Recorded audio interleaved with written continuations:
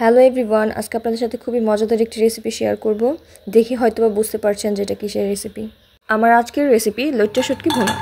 ফার্স্টে আমি শুটকিটা ভালো করে পরিষ্কার করে নিয়েছি, তারপর শুকনো খোলাতে ভালো করে টেলে নিয়েছি। শুটকি টালা হয়ে গেলে একটা স্মেল বের হবে, তখনই বুঝে নেবেন যে আপনার শুটকি টালা হয়ে গেছে। তারপর আমি বেশ কিছুক্ষণ শুটকিটাকে গরম পানিতে ভিজিয়ে রেখেছিলাম, আর গরম পানিতে ভিজিয়ে রাখার কারণে শুটকির গায়ে যে ময়লা আছে সেগুলো একদম পরিষ্কার হয়ে যাবে। কড়াইতে পরিমাণ মতো তেল দিয়ে তার মধ্যে পেঁয়াজ কুচি, সাথে আমি রসুন কুচিও এখানে দিয়ে দিয়েছি।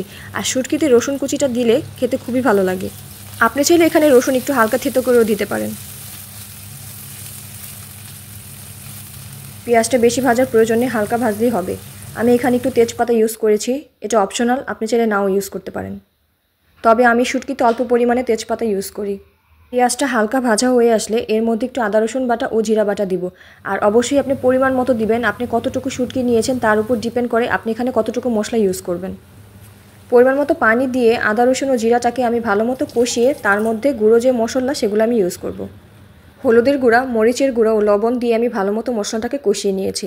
আর মরিচের পরিমাণটা অবশ্যই আপনার টেস্ট অনুযায়ী দিবেন, আপনি কতটুকু ঝাল খেতে পছন্দ করেন। কিন্তু শুটকি ঝাল হলেই খেতে ভালো লাগে। ধুয়ে রাখা শুটকিগুলো মশলার মধ্যে দিয়ে আমি ভালো করে কষিয়ে নেব। আমি এখানে কিছু আস্ত কাঁচামরিচ ইউজ করেছি, এটাতে ঝাল হবে না কিন্তু একটা ভালো স্মেল হবে, তাই চেষ্টা করবেন আস্ত কাঁচামরিচটাই এখানে ইউজ করতে। আমি একটা আস্ত রসুন ভালো করে পরিষ্কার করে এখানে দিয়ে দিয়েছি। তারপর সব একসাথে করে অনেকটা সময় নিয়ে কষিয়ে নিতে হবে। দেখে হয়তোবা বুঝতে পারছেন যে আমি কতটা সময় নিয়ে এটা কষিয়েছি। যে কোনো তরকারির স্বাদ ডিপেন্ড করে কষানোর উপর, আপনি যত ভালো করে তরকারি কষাবেন তত বেশি স্বাদ বাড়বে। এই গরমের দুপুরে ঝাল ঝাল শুটকি দিয়ে ভাত খেতে কিন্তু মজাই আলাদা। লইট্টা শুটকি কিন্তু আলু দিয়ে রান্না করলেও খেতে বেশ মজা লাগে, তবে আজকে আমি আলু দিয়ে রান্না করছি না, আমি ভুনাই করছি।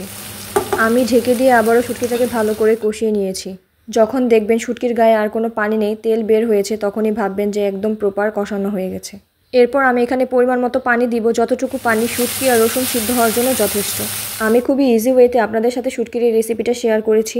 আমি আশা করব আপনারা এভাবে ট্রাই করবেন। যে কোনো শুটকি এভাবে রান্না করলে কিন্তু খেতে খুবই মজা হয়। আর হ্যাঁ, শুটকিতে রসুন দেওয়ার চেষ্টা করবেন, শুটকিতে রসুন দিলে স্বাদটা আরও বাড়ে। তারপর আমি শুটকিটা ঢেকে দিয়েছিলাম যতক্ষণ পর্যন্ত না পানিটা না শুকায়।